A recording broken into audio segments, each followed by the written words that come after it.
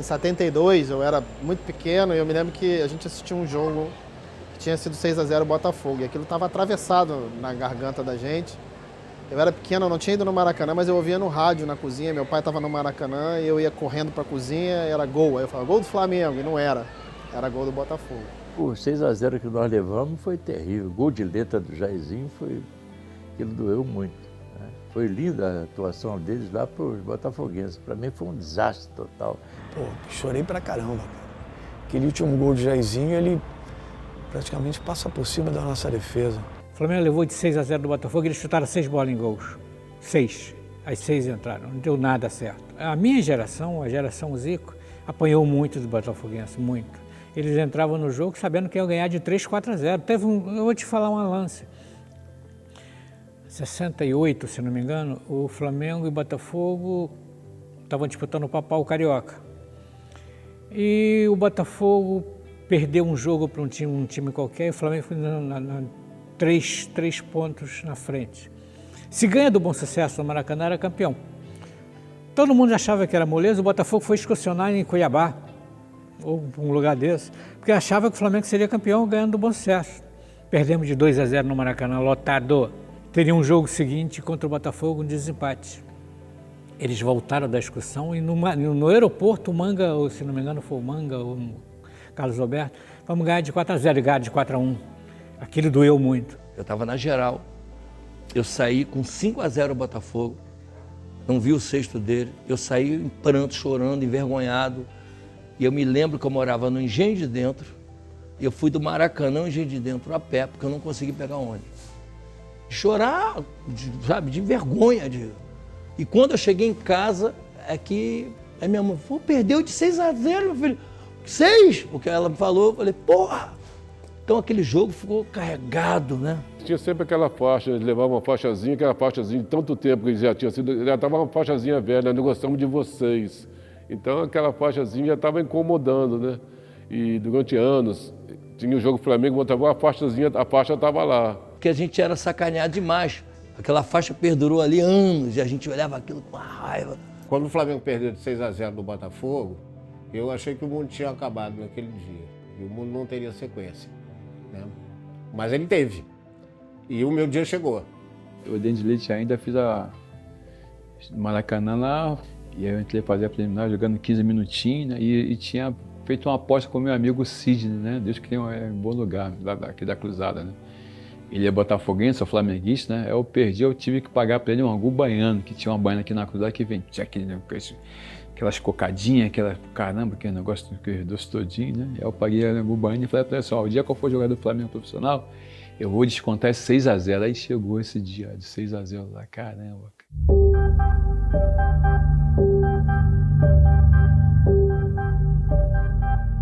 O time que começou a Libertadores foi montado pelo Dino, né? E o Carpegiani era assistente dele, que era o Baroninho avançado e o Tita pela direita. O Baroninho era um cara que também compunha o meio campo, mas ele era bem ofensivo também, chutava muito forte, você não podia tirar ele de muito longe do gol. Quando o Carpegiani entrou, é que ele puxou os dois e liberou mais eu e o Adílio para encostar lá no Nunes. Então essa foi a grande diferença que aconteceu no dia do 6-0 com o Botafogo. O Tromba, ele pegava, marcava, mordia. Já o Adílio cercava, o Zico cercava. Então essas duas figuras, que foi o caso do Tita e o caso do Lico, que tinham uma boa percepção de marcação, deram exatamente o equilíbrio que se procurava, né? Porque na parte ofensiva eles resolviam pela própria qualidade deles. Eu cheguei e levei um tempo a entrar na equipe porque era uma equipe já formada e boa, né? Vencedora.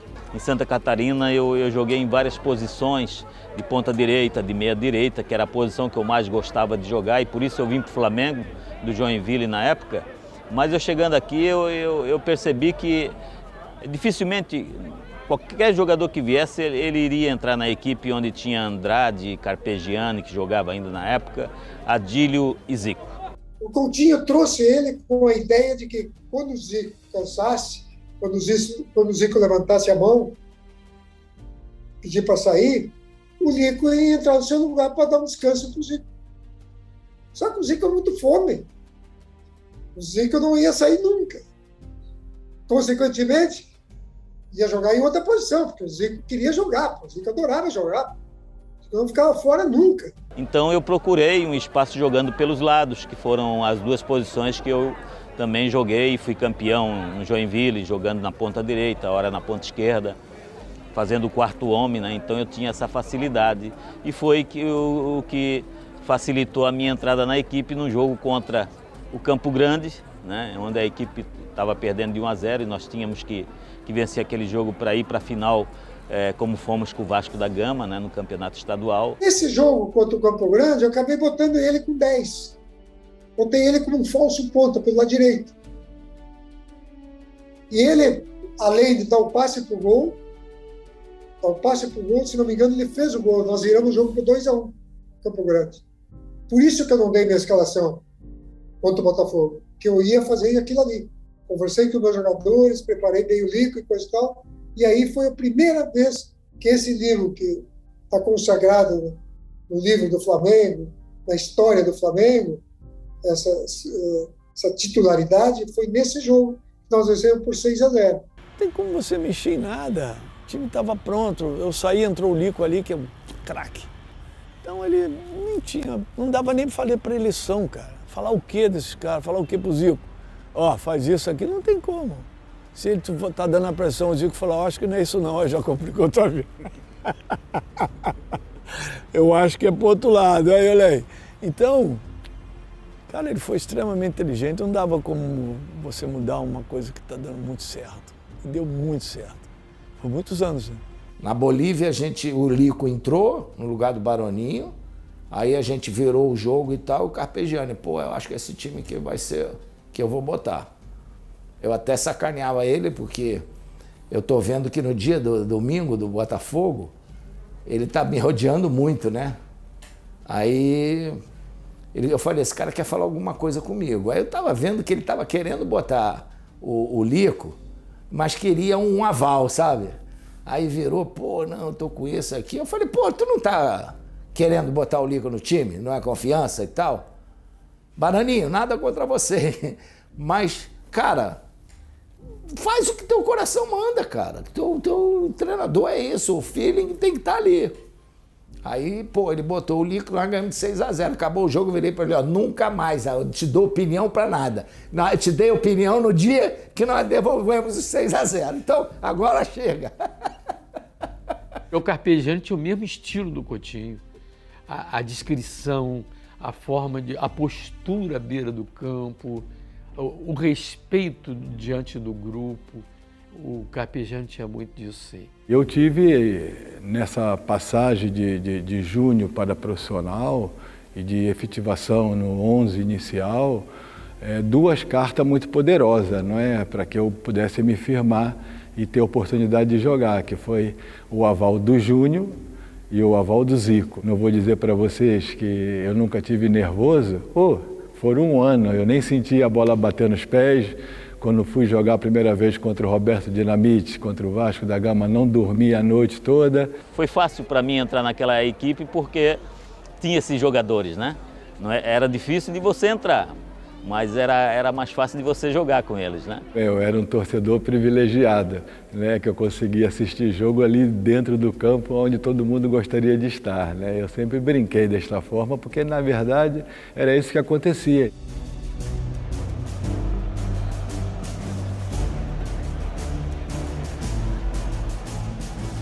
A goleada inesquecível deste domingo, a resposta que o Flamengo deu ao Botafogo depois de quase uma década. Naquela época o pessoal ia pra praia, curtia a praia, da praia mesmo ia pro Maracanã, né? E nós saímos lá de São Conrado, né? Vamos passar de ônibus pela praia para ver como é que tá essa galera, né? Pô, tá todo mundo inflamado, passando o nome do Flamengo, o nego já acompanhando já de carro para chegar junto no Maracanã, né? E a motivação era muito grande para esse grande jogo aí, né? E eu lembro que deu tudo certo, né? Quando entramos em campo lá, né? Já começamos a tocar a bola, né? E foi começando as coisas acontecendo.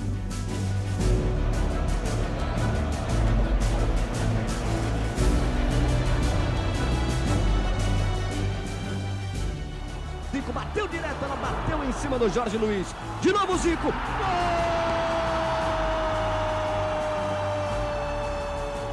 Perigo do Flamengo, de novo o Zico. Nunes. A chance ainda, Lico bateu. Gol! Aí quando eu marquei o quarto gol ali, já deu aquela motivação do 6-0, né? Zico na cobrança de um lance perigoso. Paulo Sérgio saiu. Gol!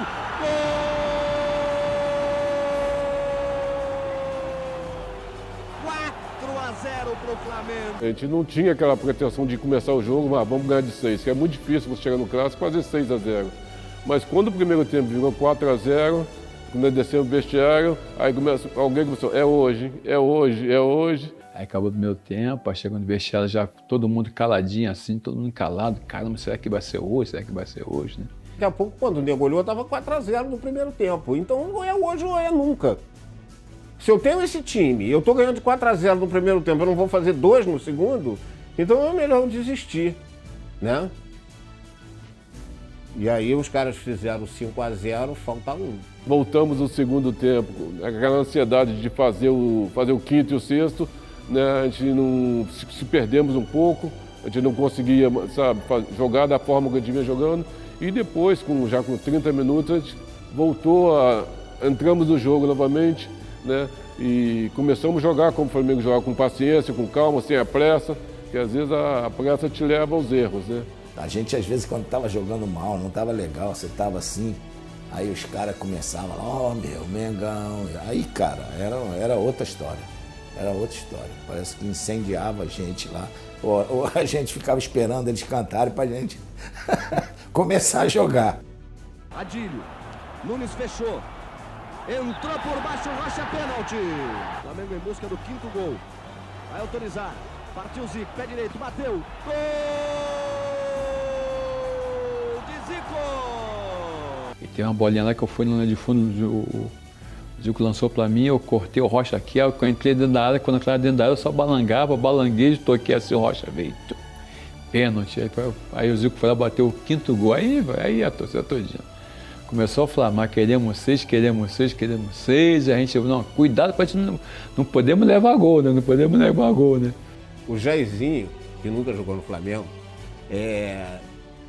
tem uma oportunidade de fazer um gol no segundo tempo e ele chuta a bola para fora. Se fosse 6-1, não seria 6-0. É uma vitória espetacular, mas não é 6-0. E a bola foi para fora. E o jogo está acabando. São 40 minutos do segundo tempo e está 5-0. Pô, será que isso não vai acontecer? Quem mais viveu esse momento foi o Zico, porque o Zico poderia ter estado naquele banco, né, contra o Botafogo, naquele 6-0, no dia 15 de novembro, acho que de 72, que o Botafogo ganhou. E ele ficou com aquilo, né, na cabeça. Quando apareceu essa oportunidade naquele dia, eu me lembro que a gente, no primeiro tempo, terminou 4-0, ele entrou no vestiário completamente atordoado. Ô, calma, peraí, né? Tem necessidade, está 4-0. Mas ele queria dar a ênfase que era aquele momento, que era uma oportunidade que talvez não pudesse e poderia não acontecer, da gente, né, dar o retorno de uma mesma goleada no Botafogo naquele dia. E naturalmente terminou acontecendo, por coincidências, o 6º gol com a Andrade, camisa 6. Acabou, eu fiz o 6º gol aos 42, né? 4 mais 2 são 6, aos 42, camisa 6 e 6-0. Né? Eu pego a bola aqui, aí jogo lá, abro no Adílio, o Adílio volta a bola no Zico, o Zico volta essa bola em mim, aí eu de novo joga no Adílio a bola, o Adílio para na frente do Perivaldo, o Perivaldo diz para ele, joga essa bola para a área. Aí ele joga a bola na área, mas eu venho acompanhando, né? O André tocou para mim, eu devolvi para ele, aí tocou para mim de novo, eu fui para frente sempre do Perivaldo, e o Perivaldo depois não vem desgracinha comigo não, cruza essa bola. Eu peguei a bola, cruzei. Aí tem um rebote, que o Zico sobe com o zagueiro, ele rebate pro meio da área, eu venho acompanhando e pego essa bola de bate-pronto, que é uma bola muito difícil, sabe? Ou você pega bem e acerta no ângulo como acertei, ou você isola e vai lá na geral, né? E eu acabei tendo a felicidade, peguei bem nela de bate-pronto, saiu um foguete, quando o goleiro olha, que ele se assusta, a bola entra, né? Toca a bola no Flamengo, cruzamento para a área, tenta Zico, a sobra Andrade chegou, bateu, gol!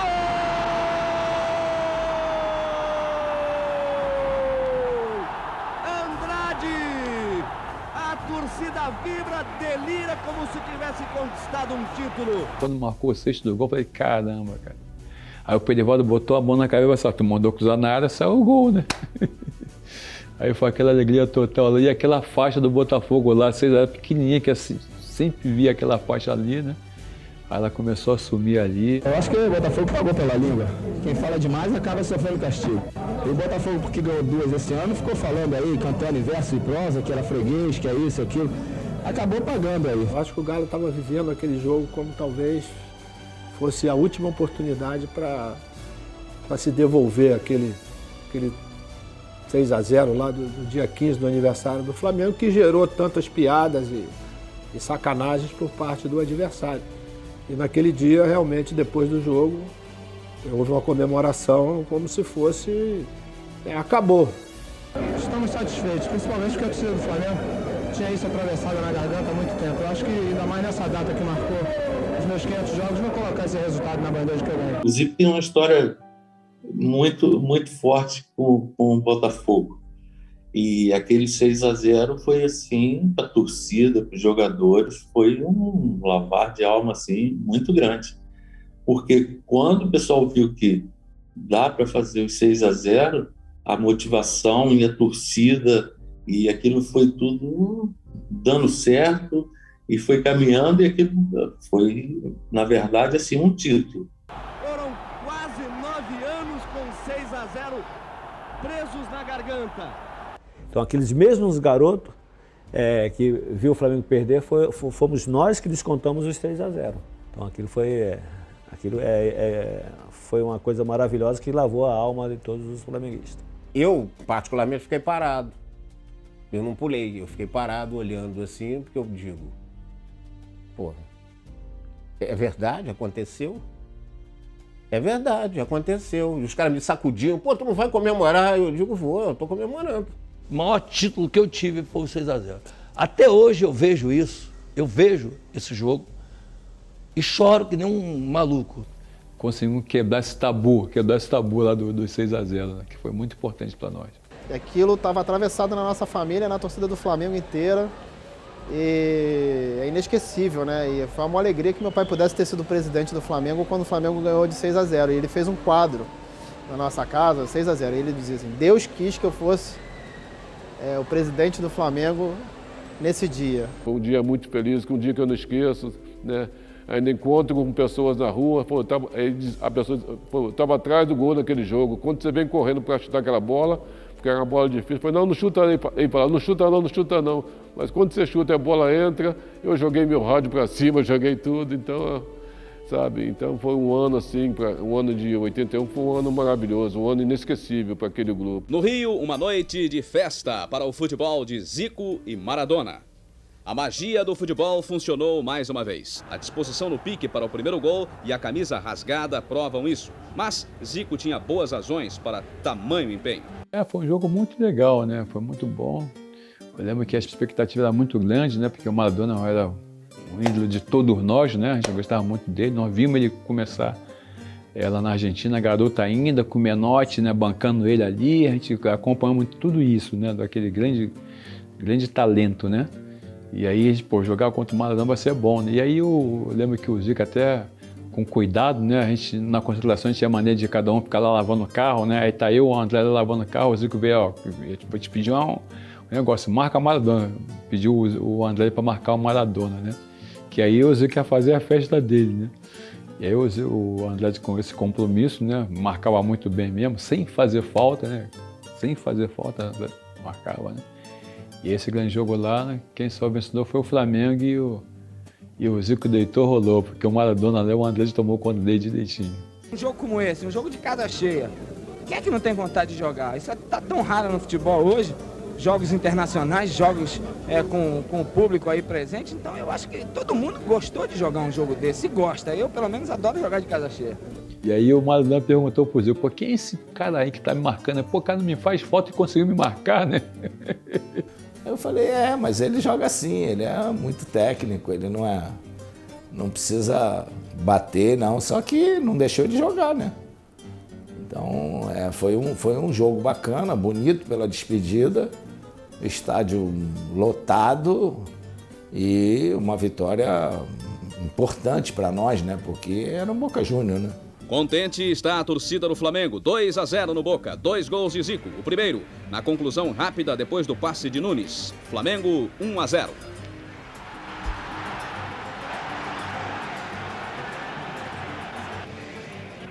Na comemoração, a expressão de dor do artilheiro. O que aconteceu? Apareceu um furúnculo aqui justamente na canela. E tava um negócio tudo inchado. E eu não joguei o jogo domingo contra o Americano, em Campos, para jogar na terça-feira. Mas estava ainda, joguei com tudo enfaixado, né, toda com gaze, uma espuma pela meia. Só que quando o Nunes cruzou, que eu antecipei do Gatti, ele chegou e bateu justamente ali. Aí, cara, o negócio explodiu ali, cara, e foi na hora. Aí passou, né, esfriou, passou, o pus foi embora e aí a gente continuou jogando. Ele me ajudou no sentido de não precisar meter o bisturi ali. Ele meteu a chuteira. No segundo, o passe foi de Tita. Zico entrou livre, olhou o canto e rolou. O folclórico Gatti ficou parado. Flamengo 2, Boca Júnior 0.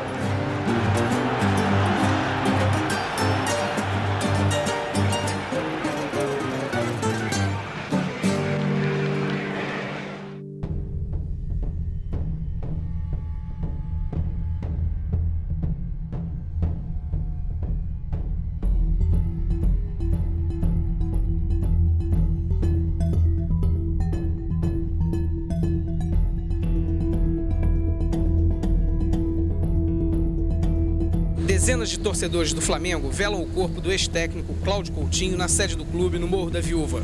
Emocionados, os torcedores colocaram sobre o caixão faixas reconhecendo Coutinho também como um campeão da Libertadores.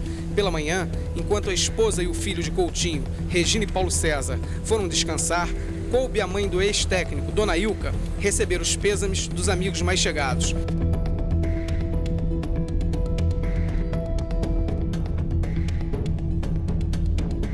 O Coutinho, ele tinha saído do Flamengo, ele foi para os Estados Unidos, para Los Angeles, foi ser treinador do Azteca. E ele retornou de volta para o Brasil e encontrou justamente com a gente no aeroporto, que a gente tinha acabado de ser campeão da Libertadores, né? E o Coutinho já vem há muitos anos formando esse time, né? Esse time maravilhoso que o Flamengo teve, o nosso.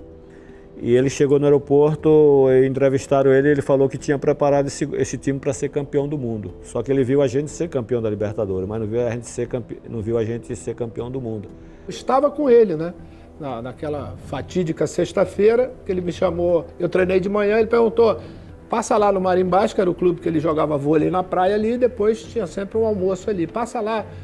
Eu falei, tá bom, aí fui lá. Depois do treino ainda joguei 2 partidas de vôlei lá com ele, e nós estávamos caminhando para almoçar.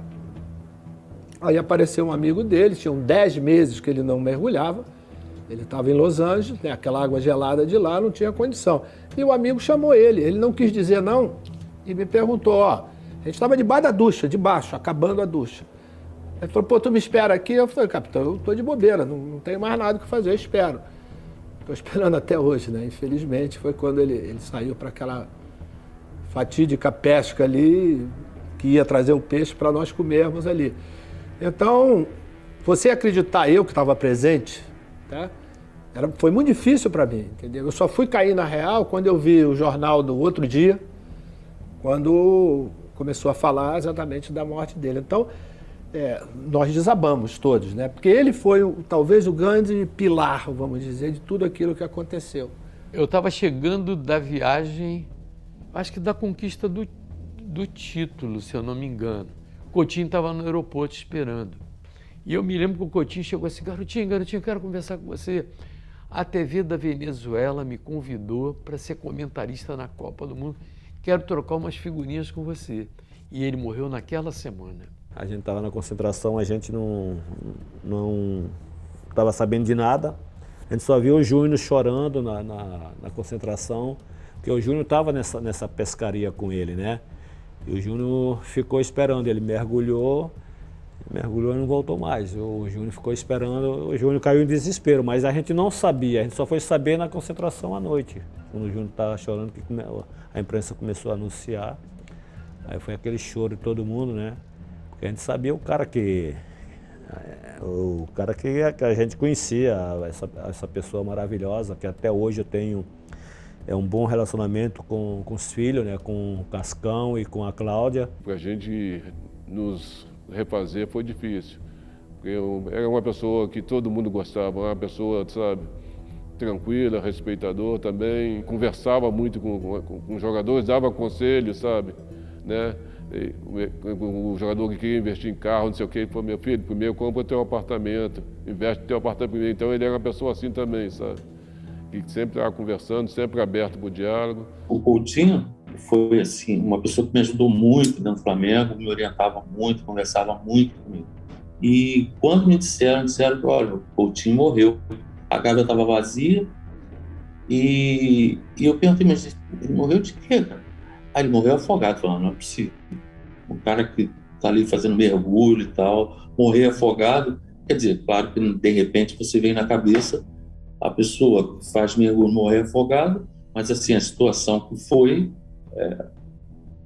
eu também faço mergulho e sei que essa situação não deve acontecer, a gente não deve fazer, mas a empolgação às vezes não permite que você termine aquilo ali, você tem que terminar, e às vezes aquele terminar pode dar problema para você chegar em cima outra vez, e foi o que aconteceu com ele. Coutinho tinha um QI acima da média dos profissionais treinadores do futebol brasileiro. Eu gostava muito da postura dele, da transparência dele, entende? E da cultura que ele tinha, porque ele era estudioso demais, ele era muito aplicado, era um treinador que ele não se limitava a... não era ex-boleiro, não era ex-jogador. Ele procurava aquele negócio do overlapping, que foi lançado exatamente no Flamengo, com o Toninho Baiano, indo pela direita, fazendo aquele movimento de ir e voltar, o lateral, o falso ponteiro direito. Começou ali com o Cláudio Coutinho no Flamengo. Ele deixava recadinhos pra gente, cara, até me lembrei agora, às vezes eu acordava, sempre tinha um recado para mim, pô, Júlio, me ajuda aí, volta um pouquinho hoje. Essas coisas vai mexendo, porque ele é um psicólogo, cara, ele vai mexendo muito com a gente. Eu, quando, pra você ter ideia, quando ele não me convocou para a seleção brasileira, vou ser bem rápido, ele não convocou para a seleção brasileira, ele fez questão de ir na minha favela me pedir desculpas. Então ele subiu a Cidade Alta, eu estou vendo um tumulto lá na favela, era ele. Eu acho que se ele tivesse permanecido nesse mundo de futebol, o futebol brasileiro teria avançado muito. Eu acho que na perda dele, acho que nós estagnamos. Se a gente não tivesse nos recuperado, se não tivéssemos ganho o Carioca, talvez não sei como é que a gente seguiria essa sequência lá depois. A gente teve uma recuperação, abalou realmente, porque era um companheiro, pra gente era o nosso capitão, né? Era o nosso líder fora do campo, né, cara? E a gente sentiu muito, mas a gente reuniu e falou, nós vamos ganhar por ele. Porque ele sempre acreditou nesse time, nesse esquema, ele sempre acreditou. Porque ele já falava que esse time tinha condições de ser campeão mundial. Antes de ir para o Mundial, nós tínhamos uma decisão com o Vasco, 3 jogos. O primeiro jogo entramos, teve a morte do Cláudio Coutinho, o time entrou abalado, muito abalado, perdemos o primeiro jogo. O segundo jogo perdemos nos 47 minutos do segundo tempo. Tinha o terceiro jogo, depois do terceiro jogo a gente ia embarcar para Tóquio. Se perde do Vasco, o Campeonato Mundial não valia nada. Essa taça para mim hoje seria merda. Na minha época só tinha o Campeonato Carioca, né? Quando eu era menino, o grande torneio brasileiro era o Campeonato Carioca. Por que o Flamengo é essa potência que é? Porque naquela época, nos anos 40, você só tinha a Rádio Nacional transmitindo para o Brasil inteiro. Tinha outras rádios transmitindo, mas para o Brasil inteiro só a Rádio Nacional. A Rádio Nacional, a sua equipe de esporte, na época do Antônio Cordeiro, posteriormente veio o Jorge Cury, ela formou essa nossa torcida. Não tenha dúvida disso. O Vasco foi sempre nosso rival, o time que batia com a gente, né? Que é um time muito bom, Roberto Dinamite, né? Time todinho bom pra caramba, né? E nós sabíamos que a gente não podia bobear, né? Mas aí no meio desse jogo aí teve um acidente com o nosso treinador capitão Cláudio Coutinho, né? Que que chegou dos Estados Unidos, estava doidinho para pescar, né? E aí ele encontrou conosco ali, ó, só falta agora o Mundial, falta agora o Mundial, tá para nós. Aí a gente ficamos ali e quando soubemos do resultado que ele tinha falecido lá ali em Copacabana, né? Aí nós ficamos já todo mundo deprimido mesmo, né?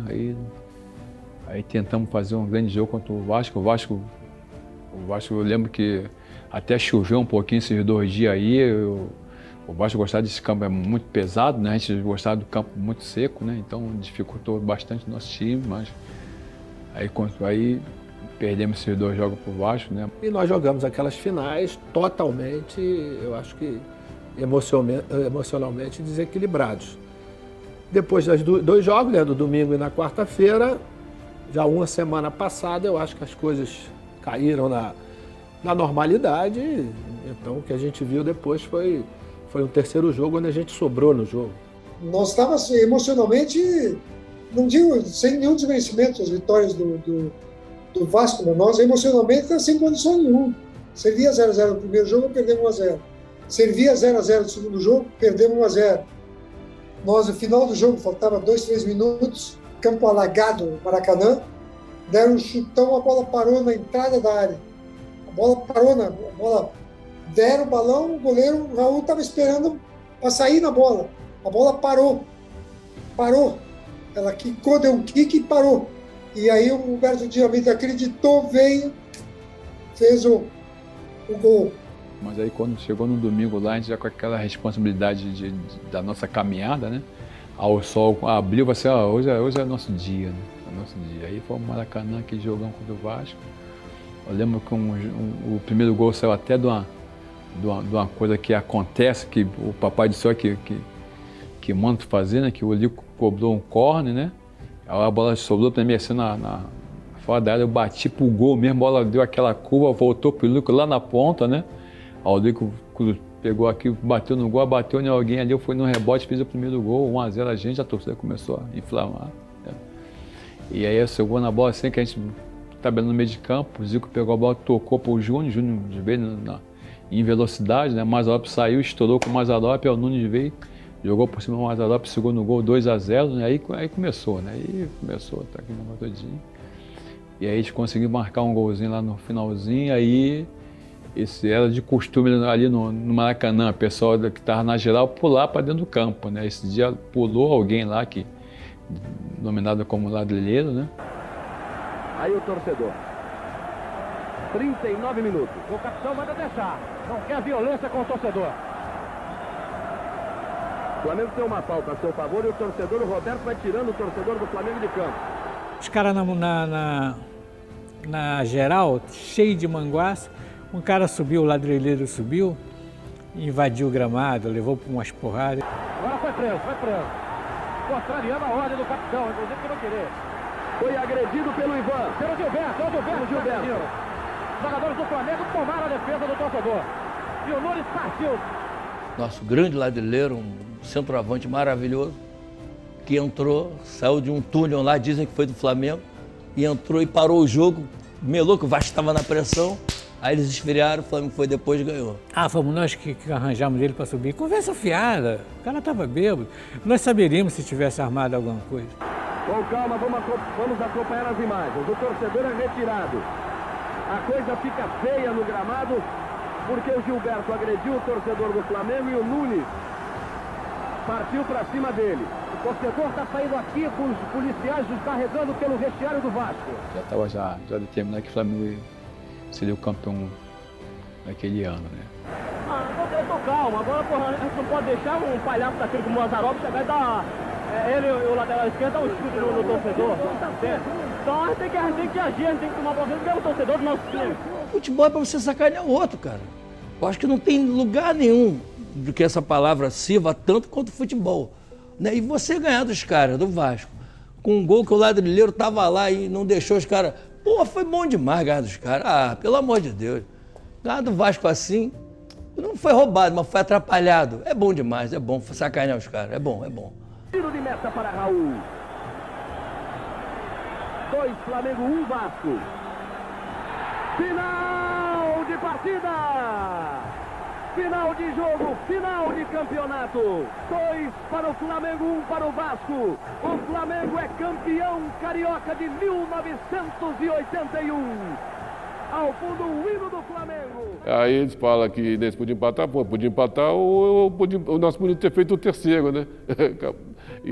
Mas foi um ano mágico, foi um ano, sabe, importante para a gente, um ano inesquecível. Acho que aquele grupo merecia isso pelo respeito que a gente tinha, pela amizade que a gente tinha, a consideração que nós tínhamos um com o outro.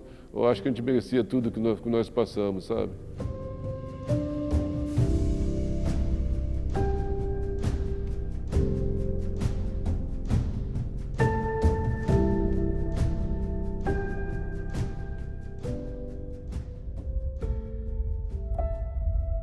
Esse 40 anos, a gente entra no túnel do tempo aí, a gente volta lá na hora exata, né? A gente lembra de tudo que aconteceu com o nosso país naquela época também. O nosso futebol brasileiro mudou bastante, né? Coisa que ninguém queria entrar na Libertadores, tá? Hoje todo mundo vai para a Libertadores, né? Não, aventura não, se tornou uma realidade, né? Nós conquistamos para isso. Mas foi uma viagem muito importante, todo mundo descontraído, ficamos uma semana em Los Angeles curtindo os Estados Unidos, Hollywood, a Calçada da Fama, todo mundo feliz, rindo bastante com o Peu, né? Porque o Peu já é uma figura, né? Olha, é diferente completamente de fazer uma final de brasileiro, digamos, no Maracanã. Quando você faz fora, uma Libertadores ou Mundial, é completamente diferente. Eu acho que a energia é outra quando você está fora do país. A cabeça dos jogadores naquela época, na nossa equipe, era só treinar com prazer e jogar com prazer para dar alegria ao torcedor, sabe? Então todo mundo tinha isso dentro de si, então só bastava se unir essas forças, né? E encarar qualquer adversário que viesse. Quanto melhor era o adversário, você teria que mostrar mais futebol, e foi o que o Flamengo mostrou naquele dia. Era o meu pai ali, a imagem dele, que fez todo mundo na família ser rubro-negro. É o torcedor de criança que ia ao estádio, que viu pouco o Flamengo ganhar, mas continuou apaixonado por aquilo. Que queria estar, quando eu estava jogando dentro da arquibancada, me vendo e comemorando os títulos. Então eu comemorava dentro do campo como torcedor. E isso, para mim, é que é o mais importante.